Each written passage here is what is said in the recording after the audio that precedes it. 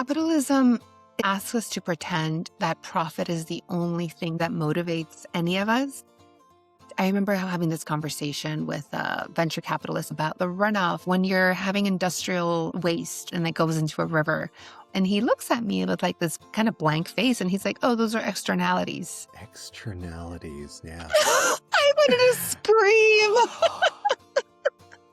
The love of money is the root of all evil. And if you look at almost every ecological disaster, almost always is because someone didn't take responsibility to clean up the mess that they made.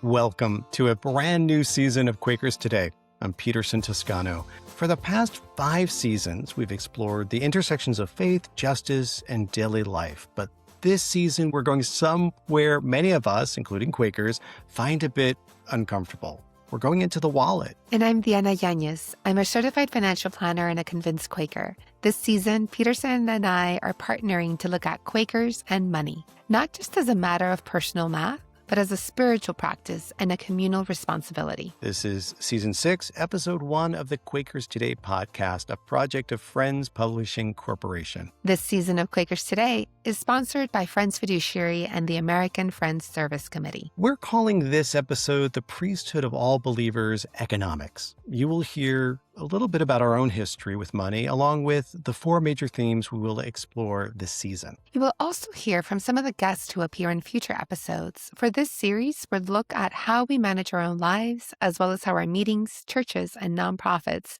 navigate the dissonance of living within a capitalist system. And we want you in on this conversation. So if you have a question about money, whether it's a deep spiritual query or a practical hurdle, email us, podcast@friendsjournal.org, or leave a voicemail at 317-QUAKERS. I'll have all these details and our show notes over at quakerstoday.org. Diana, you're the expert here, thank goodness, but you didn't start out wanting to be in finance, although that is your work these days. In fact, you once told me you thought finance was gross. So what changed for you? My introduction to finance was back while I was in college. It was 2007, and all of these major corporations were getting bailed out because of the subprime mortgage crisis, while my mom was actually going through foreclosure. So I saw this huge dissonance between the experts and what I saw in my own community. And that just left me feeling like finance, gross. However, over time, I realized that there was a way for me to work in this industry, for me to work in this field, to create positive change and actually help people, regardless of their level of wealth. And I had this drive in me, this calling to help people bridge the gap between their values, their security, and their money. Well, my money biography also begins in college, but it's different from yours. Decades ago, I worked for 2 of the richest companies in history, American Express and Exxon. But I wasn't an executive. I had nothing to do with money. I was involved with food. I was a server, and every day I had to put on this white tuxedo with black trousers, and I served meals to the executives of these 2 companies and even to the board of directors. So people like Henry Kissinger and Gerald Ford would show up. I saw firsthand the big money that was involved in this. I mean, I saw the flowers flown in weekly from France, the Baccarat crystal, the china with gold all around it. And when I was done with that job in the morning and at lunchtime, I went uptown in New York City to work with youth at an after-school program, which was the job I really loved and was a job I would have done for free.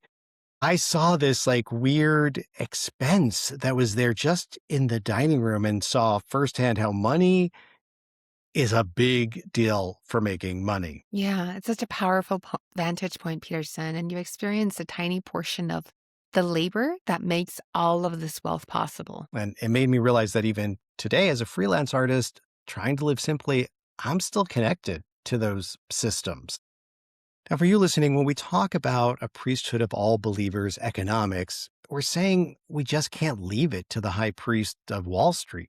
You have a role. Every friend has a role in discerning where the money goes. Diana, you've brought us voices from across the Quaker world, people who are currently and have been wrestling with these exact tensions. That's right. I've spoken with activists, treasurers, historians. So let's take a listen to a few of the perspectives we'll be diving into this season. Part of the conversations I have with companies is not only representing Quaker values, but also the business case for the Quaker values. While I'm highlighting like on diversity conversations, it's important to us. Equality is important. Having everyone represented is important. But also there's studies that show financial performance of more diverse boards financially perform better. Towing that line of making the case, the business case, and supporting positive financial performance, but also making the Quaker values case of why this is important to us and why this is better for society and the planet as a whole. And so a lot of the work that I do, the shareholder advocacy work, is getting dialogues with companies when we see an issue of concern and then using the tools available in shareholder advocacy to escalate on a certain issue. One of our basic beliefs was that no one should ever have to go into debt to keep on learning. Prices for classes were essentially meant so that everyone could afford it at whatever income level they could. And so I had 4 different tiers. And the basic idea is that you paid your hourly rate for that number of hours you were in class. If you made $15 an hour, the class would be 15 times 8, $120 for the class. But if you made $100 an hour, you paid $800 for the class.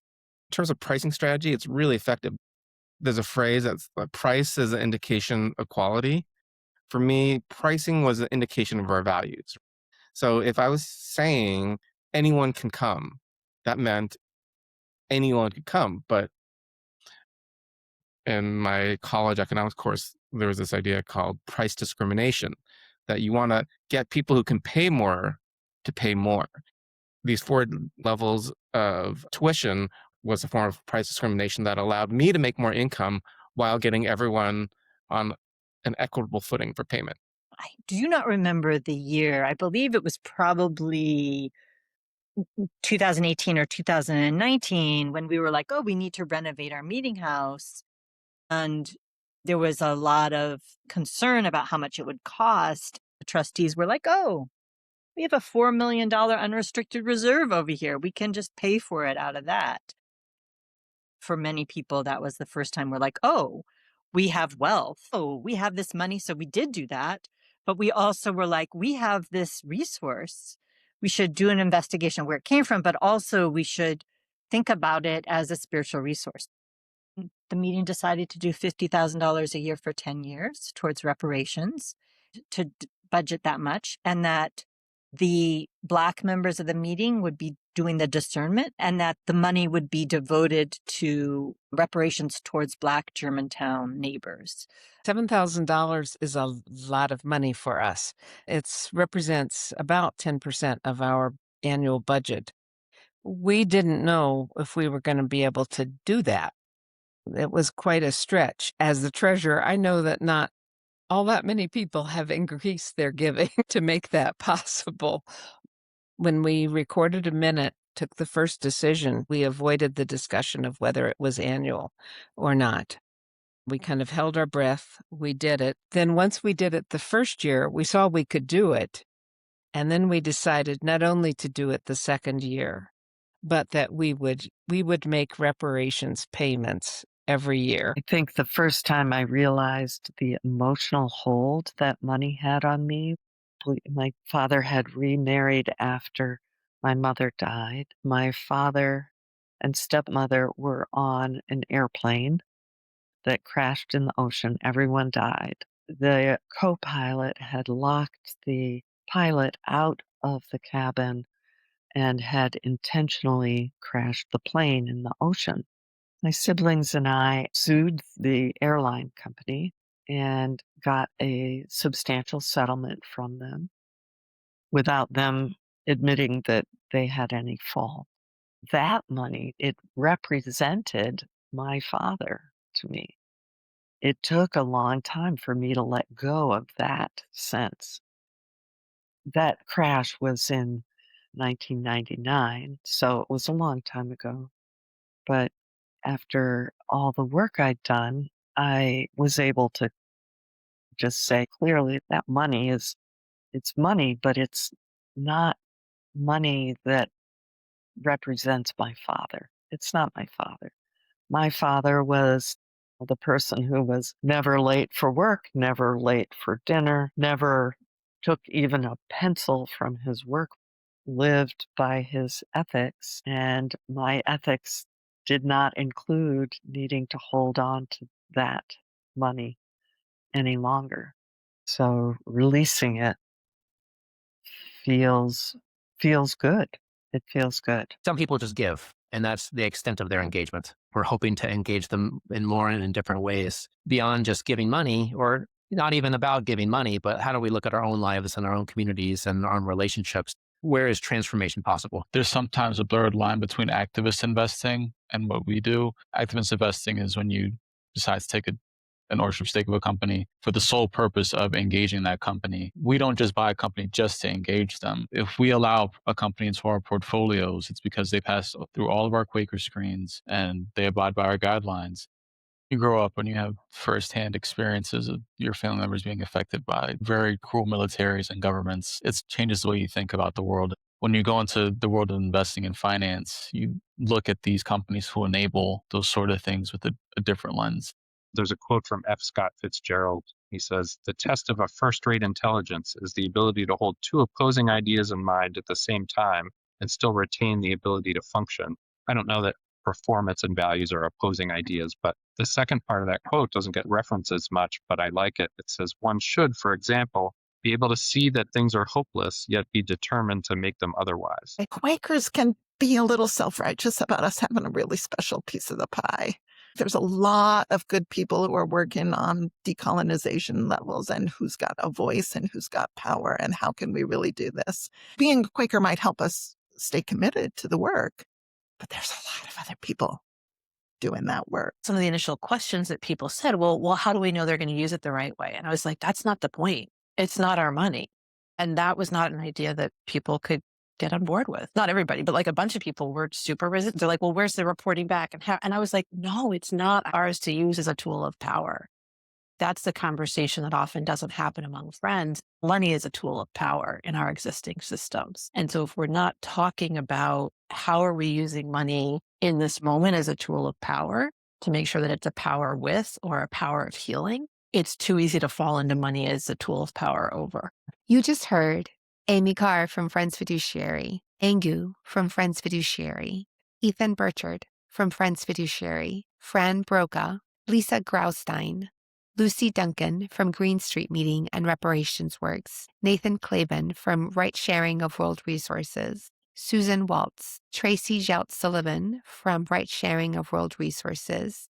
So over the next 5 episodes, they'll be joining us to talk about everything from reparations to how a meeting's investment portfolio can actually promote peace.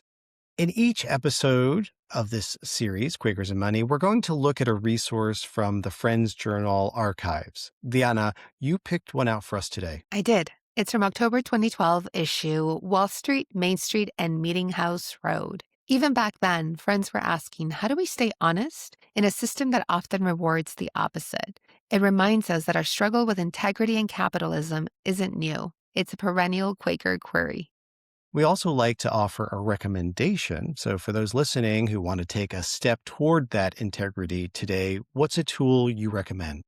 I highly recommend the website investyourvalues.org. It's run by the nonprofit As You Sow, and you can go into that website and type in the name of a mutual fund, anything that you might hold in your retirement plan, and it'll show you exactly what's inside of that mutual fund or ETF, whether that's fossil fuels, weapons, private prisons, companies with poor gender equality. It's a great tool for individuals, but it's especially powerful for meeting treasurers who want to make sure the meeting's house is in order. We have links to the Friends Journal article and the Invest Your Values website on our website. Visit quakerstoday.org. Before we go, a quick reminder. Diana and I are here to explore the spiritual and systemic side of finance. We are not your stockbrokers or tax accountants, especially me. Please don't trust me with your money. This show is for educational and exploratory purposes, not specific financial or investment advice. However, we do want to help you explore, so send us those questions, whether you're wondering how to talk to your meeting about reparations or how to align your small business with the testimony of integrity. And remember, whatever we discuss on the show is not investment advice. Thank you for listening and watching this episode of Quakers Today. Season 6 of Quakers Today is sponsored by the American Friends Service Committee. The American Friends Service Committee works at the forefront of social change to meet urgent needs, challenge injustice, and build peace. Learn about their many initiatives and actions at afsc.org. Season 6 of Quakers Today is sponsored by Friends Fiduciary. Friends Fiduciary unites Quaker values with expert investing. They serve more than 460 organizations with ethical portfolios, shareholder advocacy, and a deep commitment to justice and sustainability. Friends Fiduciary blends Quaker values with smart, mission-driven investing. Learn more at friendsfiduciary.org. What's coming up? Well, next month we're diving into relational finance. How can we share power and resources in a way that builds community? So let's look at those so-called externalities together. Until next time, walk gently and be mindful of the paths your money takes.